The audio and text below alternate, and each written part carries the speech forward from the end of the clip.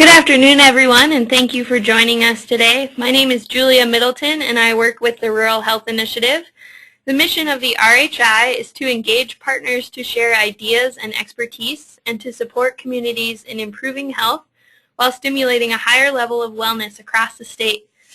I'd like to thank you again for joining us for today's webinar, the Incubator Mini Grant Information Session, presented by Chris Juilliard. Chris is the director of the Montana Area Health Education Center and Office of Rural Health. In 2007, Chris was the recipient of a multi-year grant from HRSA to establish Montana's AHEC system. Before coming to Montana, Chris was the director of Minnesota's Healthcare Education Industry Partnership. She was also executive director of the Region 9 Development Commission, a rural development agency serving southern Minnesota.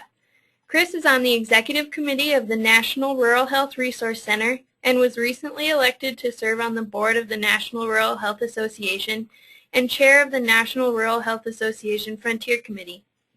She has served on several healthcare committees and boards in Montana and Minnesota. She has a master's in urban and regional studies from Minnesota State University, Mankato. Chris, thanks for joining us today and thank you for presenting. Just a few technical details before our presentation begins. All lines have been set to mute. To unmute your line, you may press *6. Throughout the presentation, if you have questions, please type them into the question box in the sidebar to the right of your screen. At the end of the presentation, there will be another opportunity to ask questions. And without any further ado, we'll have Chris take it over. Okay, well, thanks everybody for joining us today. And this is the first time I have presented at a webinar, so Julia tells me it's just going to go fine. So let's see, Julia,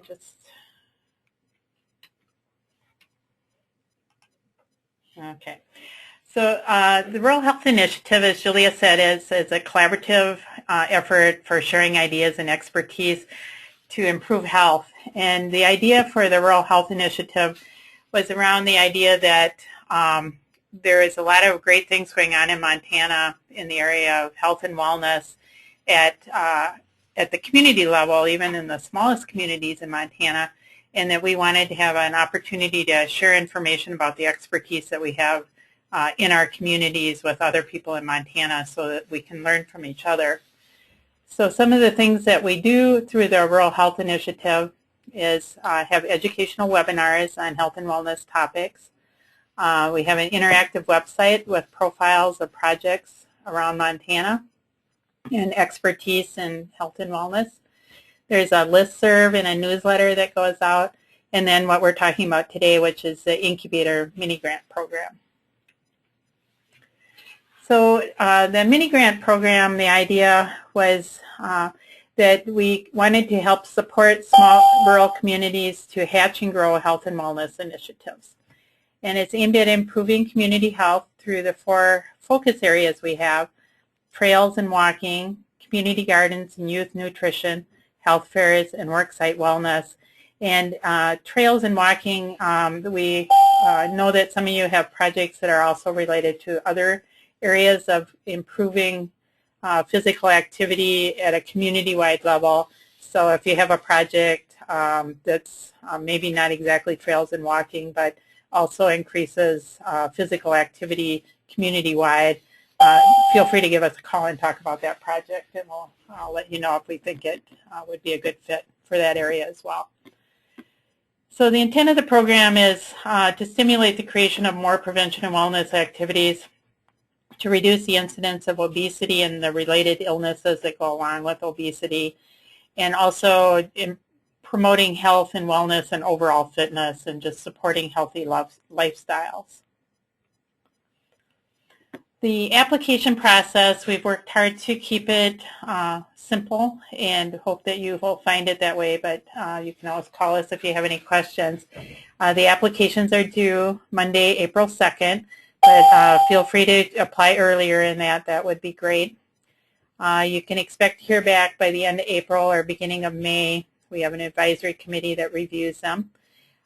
We have about $10,000 available to give out this year. We try to stretch that to serve a number of communities. The typical awards range from about $300 to $500, and but some applications for really comprehensive large-scale projects have received up to $3,500.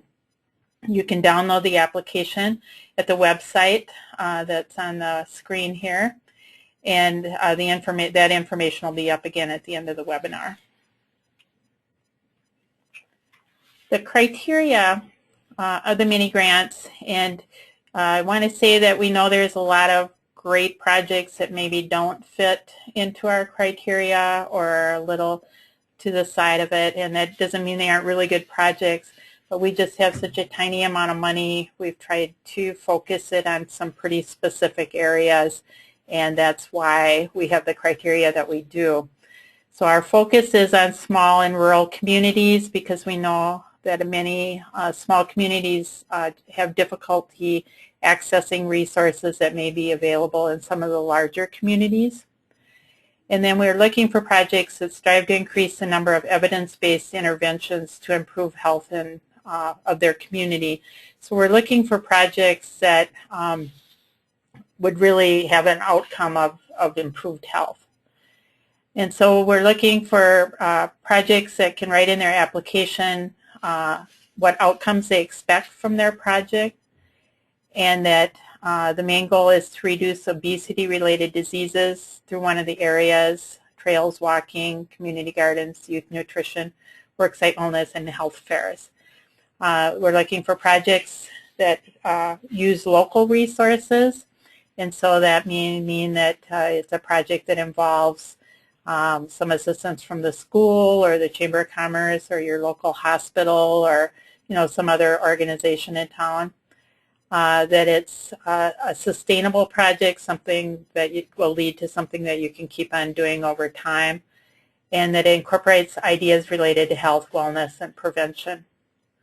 We specifically need to work through nonprofit or governmental agencies because we can't give money to individuals, only to organizations that are nonprofit or government, and who are working in collaboration with other members or organizations within the community. And this is a real important part in the review process. We really do look for projects that show that there's good community involvement. And then there is the opportunity, in addition to funding, for technical assistance. So sometimes if you want some assistance in strategic planning or how to put on a health fair or how to structure a project, we can do that with the staff that we have here in the office.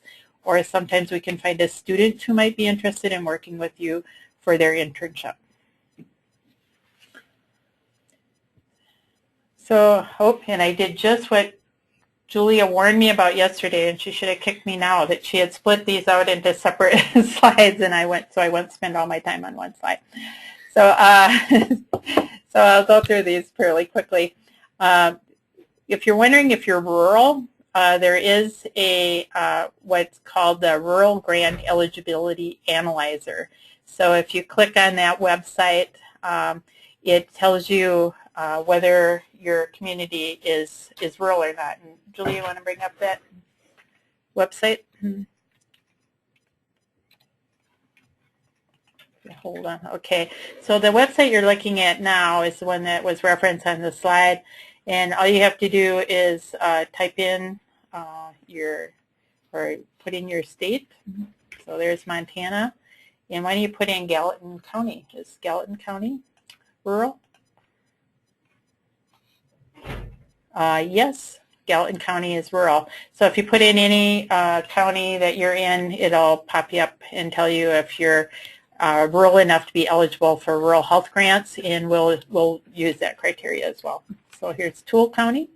It's all eligible. So most of Montana is, with exceptions I think we all are familiar with. Okay, when you go back to the slide.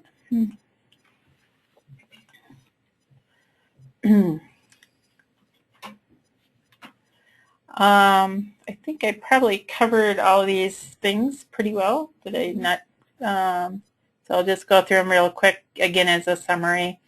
The nonprofit and government agencies, and then the outcomes of the project are to create and support critical resources to stimulate the creation of more prevention and wellness programs about Montana, encourage local involvement, and support the needs of projects during the critical stages of their development. So that really is why it's called the Incubator, that there's some monies, kind of seed money, to get your projects up to the point where they can be supported in your community or to help with that process. The responsibilities for the community is, if you get one of the grants, there does need to be, and you would describe it in your proposal, a community advisory committee for the project, so it has broad community involvement. And we require that as part of the application process. So if we did get an application that came in and just listed one organization, we would not consider that a project that was in the high category of likely to being funded. But if you have an advisory committee of people and organizations that are all involved in making the project a success, that would make you more competitive. And you do need, there's some things that RHI is involved with during and after the completion of the project that we'll also ask you to be involved in. So the Incubator mini grant program, if you go to these websites, it has the application, the information reviewed in this presentation, and examples of previously funded projects. You can also listen to a recorded version of this webinar and a copy of the slides. So at this point, I think I'll open it up for questions if you got some specific things you're wondering about or things that weren't clear in the presentation. We've had a few questions come through already. This is Julia. One was, can you print out the slides? And the answer is yes. If you go to the second link, that healthinfo.montana.edu, probably by late this afternoon or definitely by tomorrow, there'll be a copy of this recorded webinar as well as a copy of the slides for you to reference. And just another question came up, is there a place where there are samples of previously funded projects? And yes, the answer to that is on the first link on our Montana Rural Health Initiative.info website. It's at the bottom after the grant information and the application. You can find 3 or 4 examples of things we've funded in the past. And just a reminder, if you'd like to unmute your line, you can press *6. Again, that's *6, and you can ask Chris questions.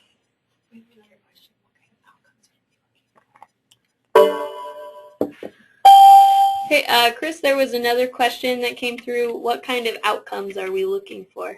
Okay, so if you're doing, say, a trails or walking project, the outcomes you would talk about is, say you're doing a project with the schools to increase the number of kids that walk to school during the week.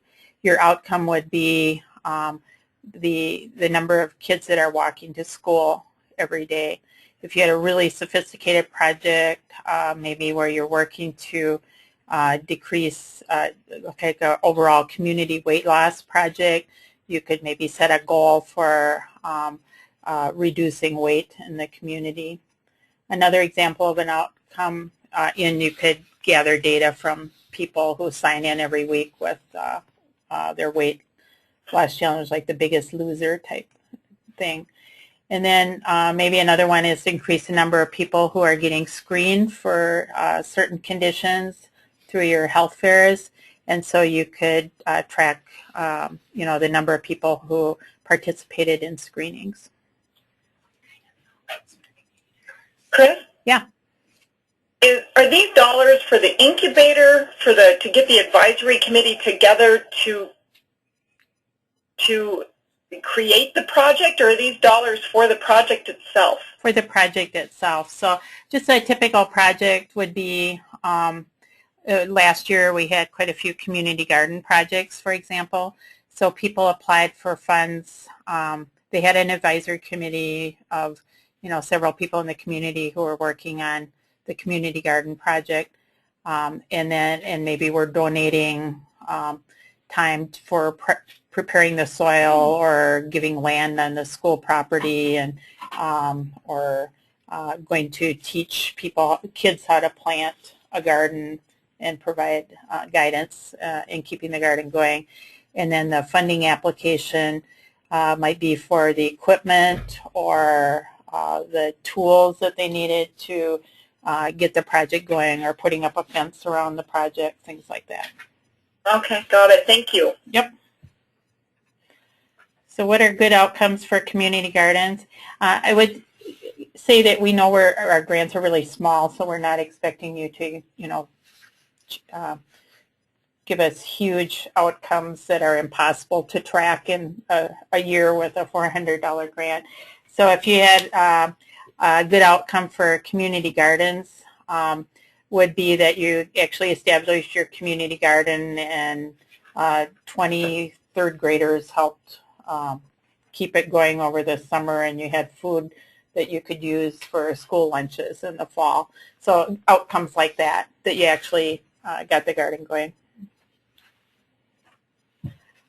One question is, can the funding be used for staff time? It's allowable, but in general, it has to kind of make sense, and our amount of money is fairly small.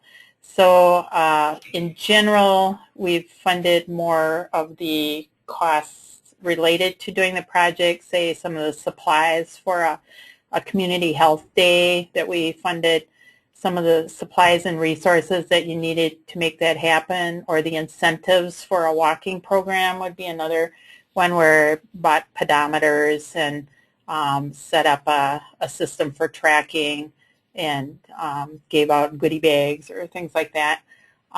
So we have tended to fund more of the stuff you need to buy for the project, but if you can make a compelling case for using funds for staff time, that certainly would be allowable. Another question is, what is the time period when the grant funds must be used? A year. Yeah, we'd like to see the project's money expended during the 12-month period.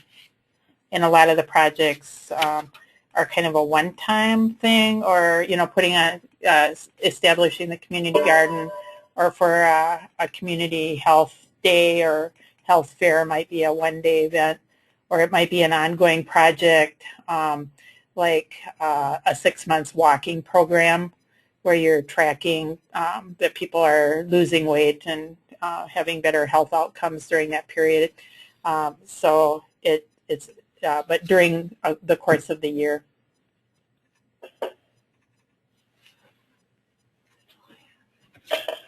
All right, and if there are any other questions, again, you can type those into the chat box, or you could unmute your line pressing *6 and ask that question directly to Chris.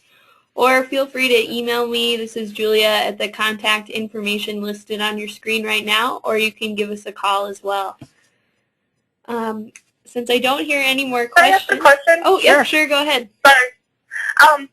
Chris, I was just curious, if you were awarded a grant, when the funding will be available. I'm just looking at funding the project early June. Yep. I don't know if I'd be able to have the funding in time for that or not.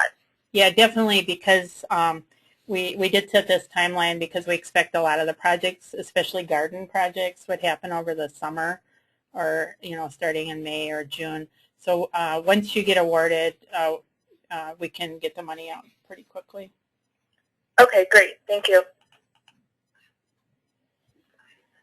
Okay, we have another question from online. Can funding be used to improve health benefits for an already established project?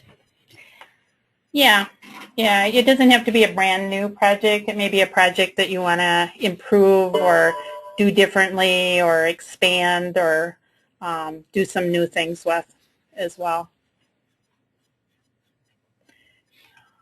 For example, say you've got some resources like athletic club or community exercise area in the school or a swimming pool or something, that isn't being used very well, so you want to do something to really increase the number of people who are utilizing those resources, or that your community health day has gotten kind of stale and you want to try something new and exciting to get kids involved in it.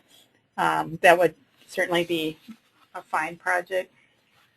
We have another question from online, and it says, we are planning to become a smoke-free campus. Could this grant help fund incentives for those trying to quit smoking? That's a good question, because we did focus in on these 4 areas. So that is, if you could fit it into one of our 4 areas, maybe as part of your health fair or things like that. I think our thinking was that there are some other resources for other types of health improvement activities. So we were looking for ones that were more specific to kind of community-based projects that improved physical activity and nutrition.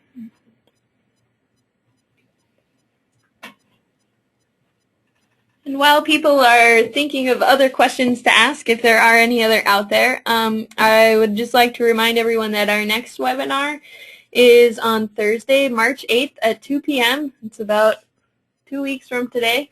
And it will be about past incubator projects that have been funded, and it will feature some folks from around the state who have done the incubator projects. I think there's a community garden on there. Trails in Toole County. There's a lot of really great things, and they'll be talking about their projects and how incubator funding helped. So if you have more questions, that would be a great thing to attend. You should get a link for that in your follow-up email for attending this webinar. And are there any other questions? All right, well, since I don't hear any or see any in the chat, I'd like to thank everyone for attending, especially Chris. Thank you for presenting. I think that was very informative, and we're certainly looking forward to applications. So remember, you can submit them early, and they are due April 2nd, and we can't wait to see what's going on out there. Thank you. Yeah, and I would just add a couple things too that I've been thinking of. One is, remember that the readers are not familiar with your project, and so to be just as clear as you can about what it is you want to do, and assuming that we're not totally familiar with your community, and just from a general grants writing perspective, we don't look for real sophisticated grants, but if you have some, maybe a couple people read them that aren't familiar with what you're trying to do and make sure that they can understand the project, that'll really help your project be competitive in the proposal. So just as clear as you can be on what you want to do, who's involved, and why you're doing it, and what you expect to accomplish really helps. And you can sure call us and ask questions. We're glad to help. And we do realize that not everybody has the same level of resources available in the community, so we aren't looking for super sophisticated projects. We just really want projects that you feel will make a difference in your community. So thank you very much.